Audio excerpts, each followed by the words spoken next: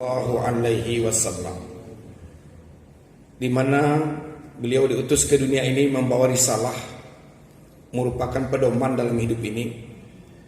Apabila kita berpedoman kepada dua hal yang dibawa oleh Rasulullah Sallallahu Alaihi Wasallam, insya Allah selamat kita baik di dunia ini maupun di akhirat.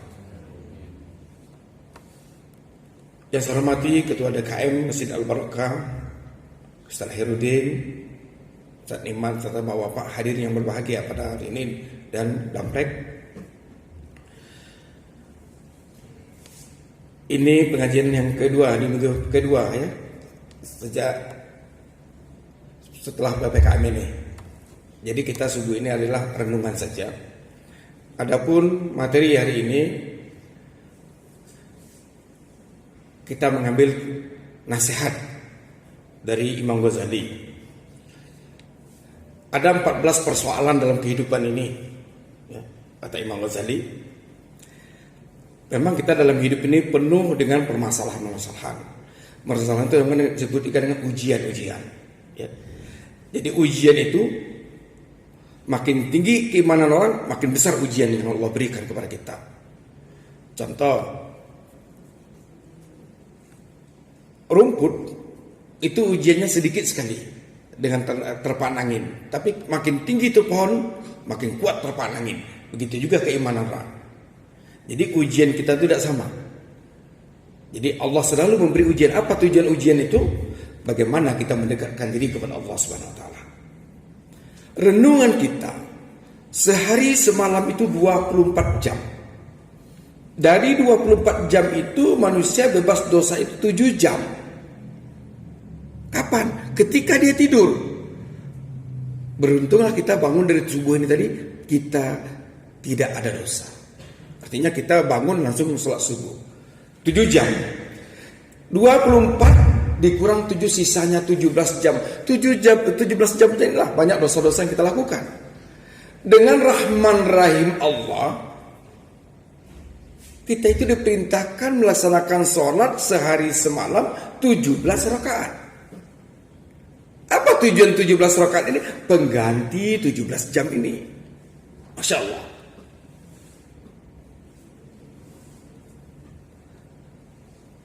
Jadi pengganti 17 jam ini tadi adalah 17 rakaat. Sholat sehari semalam yang kita lakukan. Apa yang dapat diambil dari pelajaran sholat itu? Sholat itu ada 3 lambang dikatakan. Berdiri, ruku, sujud. Itu sholat. Berdiri artinya ketika orang itu berjaya. Orang itu kaya, sukses dia. Ruku menengah, kaya tidak, miskin tidak. Dan sujud melambangkan fakir miskin. Tidak selamanya orang jaya, tidak selamanya orang fakir dan miskin. Selalu berputar. Dibuktikan lagi dalam sholat. Di mana kita berputar itu? Pertama, sholat itu berdiri. Apa tujuan posisi berdiri? Berdiri ini artinya posisi kalau matematiknya itu 0 derajat. Artinya kita stop. Itu berlaku kepada sholat jenazah. Kenapa sholat jenazah itu tidak ada ruku dan sujud? Karena yang kita hadapi orang sudah tidak ada unsur kehidupan. Mati dia. Makanya sholat itu berdiri.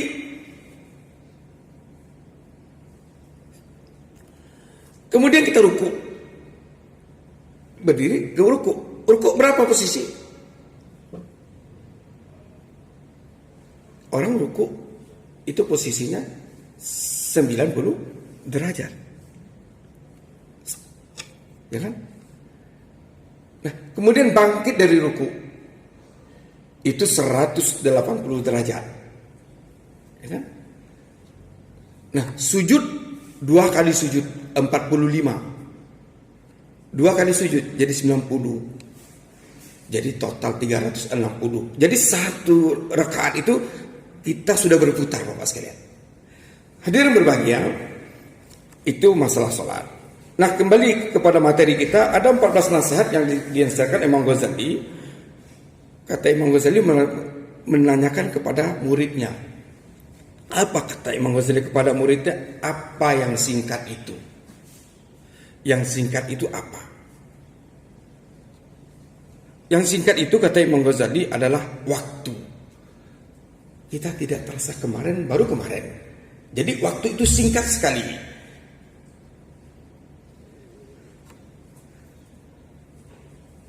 Kemudian apa yang menipu? Yang sering kita tertipu adalah dunia. Karena dunia ini adalah sandiwara. Dunia ini tempat ibadah. Dunia ini sarana semuanya ibadah untuk mendekatkan diri kepada Allah. Jadi banyak menipu di dunia ini. Artinya kalau kita tidak pandai-pandai mengambil pelajaran, mengambil manfaat daripada kehidupan ini. Terus apa yang paling dekat? Yang paling dekat dari diri kita ini di dunia ini adalah mati. Mati itu dekat.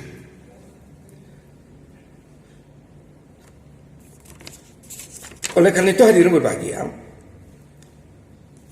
tidak ada jaminan apakah kita pulang dari sholat subuh ini ataukah besok kita akan hidup. Wallahu alam. Kita tidak tahu. Oleh karena itu waktu yang Allah berikan ini mari kita sisihkan di jalan Allah Subhanahu wa taala. Apa yang kita sombongkan hidup ini? Semua yang kita miliki ini adalah titipan Allah Subhanahu wa taala. Jadi jauhkan sifat sombong itu. Al-kibru batarul haq wa ghamtun nas. Kalaulah terjangkit penyakit sombong itu kata Nabi, ya. Orang sombong itu adalah menolak kebenaran dan meremehkan orang. Jadi kalau ada unsur dia itu merendahkan orang, dia selalu mencela orang, meremehkan orang. Apa yang kebenaran disampaikan dia tidak percaya. Itu kalau terjadi penyakit itu kita sudah terjangkit penyakit namanya sombong. Bagaimana terjadi ketika dia sombong? Apa kata Nabi? La yadkhulul jannah. Tak akan masuk surga kata Nabi. Man qala fi qalbi miskala min dzarati min kib. Ada rasa sombong saja sedikit di dalam hati itu tak akan masuk surga, apalagi banyak. Oleh karena itulah kenapa doa ada 4 penyakit manusia itu, kata Nabi, diabadikan dalam suatu doa. Allahumma inni a'udzubika min ilmin la yanfa. Ya Allah, aku berlindung kepadamu ya Allah dari ilmu yang tidak bermanfaat. Artinya apa? Kita tahu tidak mau beritahu dosa itu. Kita pintar sendirilah, orang lain yang gak mau berbagi kita.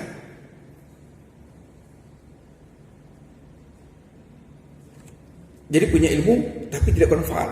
Itulah dibilang ada namanya amal jariah, termasuk ilmu. Kita menyampaikan itu selalu mengalir. Kita menyampaikan kebaikan, diamalkan dengan orang, kebaikan menyampai sampai. Begitu juga kesalahan, dosa jariah. Begitu juga kita menyampaikan pesan atau amal yang salah, diamalkan dengan orang, diamalkan, diikuti orang sampai kita mati. Orang mengamalkan amal yang salah kita ini tadi, ilmu kita yang salah tadi, asal fitnah macam-macam. Artinya ilmu itu diikuti oleh orang, sifat kita itu, maka itu dosa jariah. Sampai kiamat pun mengalir itu dosa itu. Nauzubillah misalnya. Itulah dengan di ilmu ini. Ilmu itu kan ada 3 huruf, ain, lam, dan mim. Untuk memperoleh ilmu itu, ain banyaklah mendengar, lam ditangkap, dipancing itu, mim diamalkan, ditelan. Jadi itu ilmu, didengar, ditangkap, diamalkan. Itu filsafat ilmu. Kemudian yang kedua penyakit manusia itu tadi, min ilmin la yanfa wa min qalbil la yasha. Penyakit hati. Bagaimana penyakit hati ini? Tidak senang kita melihat orang gendut, tidak senang kita melihat orang kurus, tidak senang kita melihat orang kaya, tidak senang kita melihat orang susah. Itu penyakit hati. Hati ini selalu bolak-balik. Ya, dan tidak tenang. Oleh karena itu resep yang disampaikan oleh Allah kepada Nabi, ala bi zikrillahi tatmainul qulub, kata Allah. hati manusia itu akan tenang, ingatlah Allah Subhanahu wa taala. Sampai-sampai dikatakan man akhiru kalam la ilaha illallah dakhalal jannah. Siapa akhir pembicaraan orang itu mau sakarat itu, berpisah antara ruh dan nyawa, ruh dan badan itu, menyebut kalimat la ilaha illallah, dijamin masuk surga. Tapi ujiannya berat sekali. Itu latihan-latihan kita sekalian. Bagaimana lambang, gampang itu menyebut kalimat la ilaha illallah masuk surga. Kita ambil contoh begini Bapak Ibu sekalian. Kita dari bawah, kita ada ke gunung, kita lihat gunung, bapaknya, rumah saya itu dekat gunung sana, kebun saya. Tapi kita itu tidak pernah ke kebun itu. Apa yang terjadi? Banyak semak belukar. Jadi susah kita mencari kebun tempat kita tadi. Padahal kita tahu itu lokasi kebun saya itu dekat si A dan si B. Tapi kita tidak pernah ke sana. Atau kita mencari alamat saudara kita lah. Kita sudah berapa puluh tahun tidak pernah ke sana, tetapi banyak perkembangan jalan sudah berubah putar, kita tidak sampai ke sana. Begitu juga kalimat la ilaha illallah tadi. Bagaimana kita akan menzaharkan la ilaha illallah, kita tidak pernah menyebut kalimat la ilaha illallah. Kadang-kadang kita berbuat salah, jarang kita mengatakan astagfirullah. Semua bagaimanapun banyak dosa, banyaklah istighfar kepada Allah. Astaghfirullahalazim. Jadi istighfar itu 3 kali yang kita dahulukan. Pertama, istighfar untuk kita minta ampun dosa kita. Yang kedua, istighfar kita minta ampun dosa kedua orang tua kita. Istighfar yang ketiga, dosa saudara-saudara kita yang seiman. Jadi kita saling mendoakan. Hadirin berbahagia, yang ketiga penyakit manusia itu adalah wa min nafsin la tasba. Dari nafsu yang tidak kenyang-kenyang. Bagaimana nafsu yang tidak kenyang-kenyang? Tidak mau bersyukur kepada Allah. Man lam yaskuril qalil lam yaskuril kasir. Siapa yang tidak bisa mensyukuri nikmat Allah yang sedikit, otomatis nikmat Allah yang banyak dia tidak pandai bersyukur kepada Allah. Sedikit saja dia tidak pandai bersyukur, apalagi banyak, pastilah tidak pandai bersyukur kepada Allah. Jadilah kita orang yang sedikit yang selalu mensyukuri nikmat Allah Subhanahu wa taala. Insyaallah akan Allah tambah-tambah rezeki kita. Hadirin berbahagia, apa yang terjadi ketika ilmu kita tidak bermanfaat, hati kita resah dan gelisah, nafsu serakah, doa tidak didengar oleh Allah Subhanahu wa taala. Allahumma inni a'udzubika min ilmin la yanfa wa min qalbin la yasha wa min nafsin la tasba wa min du'ain la yusma. Doa tidak didengar oleh Allah. Kenapa doa kita tidak didengar oleh Allah? Allah cuek dia. Karena kita punya ilmu tidak bermanfaat. Punya hati iri dengki, punya nafsu serakah, doa tidak didengar oleh Allah Subhanahu wa taala. Itulah bahayanya sombong. Padahal semua yang kita miliki hanya titipan Allah Subhanahu wa taala. Allah yabsutur rizqa liman yasha'u wa yaqdir. Allah yang meluaskan rezeki itu. Allah juga yang menyempitkan rezeki itu. Mudah bagi Allah untuk memberi rezeki itu, mudah bagi Allah untuk mencabut rezeki itu. Yang jelas kita ana inda abdi zonni, kata Allah. Aku itu tergantung kamu, tergantung persangkaan kamu. Kalau kamu bilang susah hidup ini, susah datang. Kalau kamu mengatakan mudah, insya Allah kemudahan-kemudahannya Allah berikan kepada kita. Mari kita berbaik sangkalah kepada Allah Subhanahu wa taala. Jauhkanlah sifat iri dan dengki dan perbanyaklah istighfar kepada Allah Subhanahu wa taala. Astaghfirullahalazim. Astaghfirullahalazim. Astaghfirullahalazim. Astaghfirullahalazim. Terus saya berbahagia. Yang keempat, kata Imam Ghazali, apa yang paling berat dari dirimu di dunia ini? Muridnya mengatakan yang paling berat itu adalah baja. Bukan, kata Imam Ghazali. Yang paling berat itu adalah memikul amanah. Berat.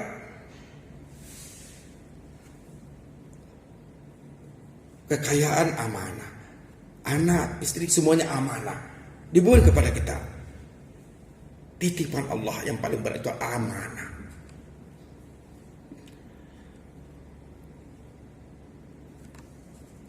Kemudian apa yang paling besar dari dirimu di dunia ini? Muridnya mengatakan yang paling besar itu adalah gunung, gajah. Bukan, yang paling besar itu adalah hawa nafsu. Oleh karena itu dalam menurut Imam Ghazali, nafsu itu dia dikendalikan. Itulah yang tadi kita katakan min nafsin la tasba, dari nafsu yang tidak kenyang-kenyang, kurang terus. Kalau kita bersyukur, insya Allah cukup. Terus apa yang paling sulit sekali dari diri kita dunia ini? Sulit sekali. Kalimat ikhlas itu, Mas. Untuk ikhlas itu sulit. Berat ujiannya itu kalau tidak kita latih. Bagaimana gambaran ikhlas itu? Ibarat orang membuang air besar. Sudah buang, tak usah diingat-ingat lagi. Itu, plong kita. Nah, tentunya keikhlasan ini tadi adalah kita mengharap ridho Allah Subhanahu wa taala. Insya Allah lipat gandakan rezeki itu. Janganlah takut. Ma yaf'alullahu bi'azabikum. Mengapa ujian musibah itu, kata Allah, akan datang kepadamu? Ada dua konsep di sana. In sakartum wa amantum. Jika kamu bersyukur dan beriman, dijauhkan daripada balak dan musibah ini, kata Allah. Jadi kita banyak bersyukur kepada Allah dan beriman kepada Allah. Yakin kita apa yang kita perbuat akan dibalas oleh Allah Subhanahu wa taala. Oleh karena itulah kita perbanyaklah istighfar, kita banyaklah memberi maaf kepada orang. Jangan katakan tiada maaf bagimu. Allah saja memberi maaf kepada kita. Sebesar apapun dosa kita, kalau kita istighfar, berguguran dosa-dosa itu. Perbanyak istighfar. Istighfar saja Allah sekalian. Insya Allah istighfar ini dapat menyelamatkan kita dari hal-hal yang tidak artinya. Kita yakin bahwa kita hanya minta ampun kepada Allah Subhanahu wa taala. Kita menyesal permohonan kita terlanjur kata salah, istighfar kepada Allah Subhanahu wa taala. Perbanyak, jangan ucapkan selain daripada istighfar. Terus 7, apa yang paling mudah? Orang paling mudah itu, kata Imam Ghazali, adalah berbuat dosa. Gampang dia berbuat dosa. Nah, terus mari kita hindarkan. Nah, apa yang paling susah? Susah sekali dalam hidup ini. Menurut Imam Ghazali, yang paling susah itu adalah sabar. Biasanya kita mengatakan ketika orang terjadi musibah, kita katakan sabar. Sabar kamu, gampang dia. Tapi ketika terjadi kepada dirinya, apakah dia bisa konsep itu? Tidak. Pernah terjadi ketika itu, seorang raja selalu memberikan nasihat dia kepada rakyatnya. Kamu sabar. Al-khairu khairatullah. Dia bilang begitu. Sabar. Yang terbaik itu adalah pilihan Allah, katanya. Sudah. Yang terbaik itu adalah pilihan Allah. Ketika terjadi musibah, itu pilihan Allah. Begitu kata raja tadi kepada rakyatnya. Suatu ketika raja ini membersihkan busur panah, saking tajamnya terputus jari jempolnya. Apa kata penasihat raja itu? Al-khairu khiratullah. Yang terbaik itu pilihan Allah. Mendengar ucapan perdana ini, penasihat ini tadi, marah raja. Dipenjarakan ini penasihat ini. Raja dinasihatin. Jadi tidak terima dia nasihat daripada penasihat ini tadi. Dipenjarakan, kemudian setelah sembuh dia pergi berburu, dibawa 10 orang pasukan, masuklah di wilayah orang lain. Nah, yang primitif masuk di sana. Dia bagaimana raja yang primitif di tadi, dia selalu mencari tumbal. yang dijadikan tumbal adalah manusia. Maka ditangkaplah raja dan pasukan ini, dipotong, dipenggal lehernya untuk ditembahkan kepada dewanya. Kemudian sampai kepada raja. Ketika raja ini mau dipenggal, dilihat ada cacat tangannya. Apa kata raja yang primitif tadi? Ini orang cacat tidak bisa dijadikan korban, ditendang, diperisu, pulang. Jadi pulanglah sendiri raja ini. Berpikir raja tadi, benar nasihat raja tadi, al khairu khiratullah, yang terbaik itu adalah pilihan Allah. Kemudian dilepaskanlah penasihat tadi. Kemudian kenapa kau menasihatkan? Apa kata penasihat raja tadi kepada raja? Alhamdulillah, al khairu khiratullah, yang terbaik itu pilihan Allah juga, kata penasihat tadi. Kenapa kau katakan demikian? Kalaulah saya sehat, saya pasti ikut raja, dan saya pasti sudah dipenggal juga lehernya. Jadi saya bersyukur juga raja penjarakan saya di penjara. Itulah hadir berbahagia. Jadi semua rencana Allah lah yang terbaik. Kita berencana tapi ketentuan Allah Subhanahu wa taala yang menentukan. Kita ikhtiar saja. Mari demikian hadirin, karena waktu sudah cukup. Saya selesaikan dulu sebentar, ada sedikit lagi. Yang sering lupa itu adalah bersyukur. Banyak orang lupa dia. Adalah kita sedikit tadi kita syukuri. Dengan apa? Mengucapkan alhamdulillah.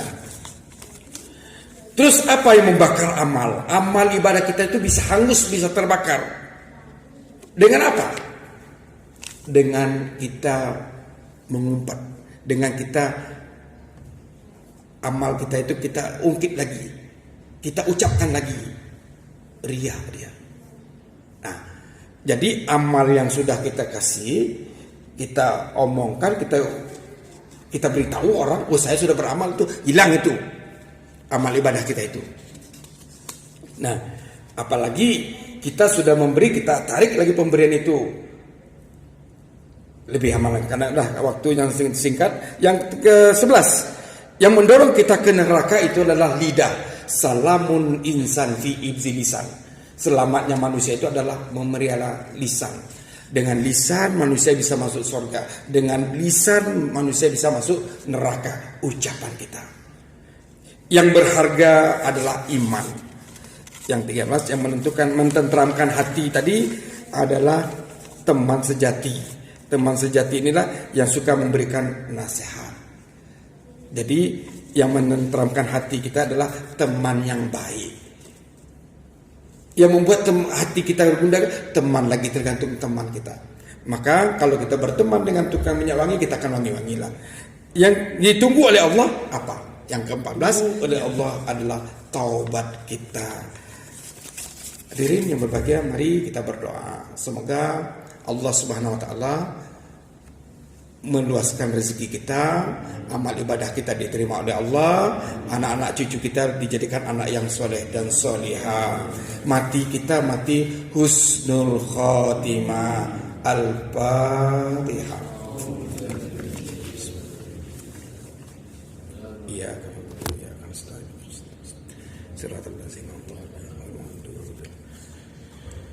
A'udzubillahi minasyaitonirrajim. Bismillahirrahmanirrahim. Sadaqallahul azim. Sadaqallahu wa balagha Rasulullah habibul karim. Wa nahnu ala dzalika minasyahidin wasyakirin. Walhamdulillahirabbil alamin. Allahumma shalli ala sayidina Muhammad. Allahumma shalli ala sayidina Muhammad. Allahumma inna nas'aluka wa natawassalu ilaika wa natasafa'u indaka bisolati ala nabiyyika Muhammadin sallallahu alaihi wasallam an taqdiya hajatina fa innahu la yaqdi hajatan ahadin illa anta ya hayyu ya qayyum ya azim ya rabbal alamin qayyumu yarzuqu may yas'al quwah ilai anta maksudi wa ridhoka matubi wa ufawidu amri ila Allah la haula wala quwata illa billahil azim. Allahumma ya Allah, kami sisihkan waktu di subuh hari ini ya Allah, mengharap ampunan-Mu ya Allah. Ampunkan dosa kami ya Allah. Ampunkan dosa ibu bapak kami ya Allah, baik yang hidup atau telah mendahului kami. Allahumma ya Allah, sungguh banyak nikmat-Mu yang telah Kau curahkan kepada kami ya Allah. Namun kami sadar ya Allah, dosa-dosa kami sungguh banyak pula ya Allah. Malu kami menyebutnya satu persatu. Ampunkan dosa kami ya Allah. Ampunkan dosa ayah bunda kami ya Allah.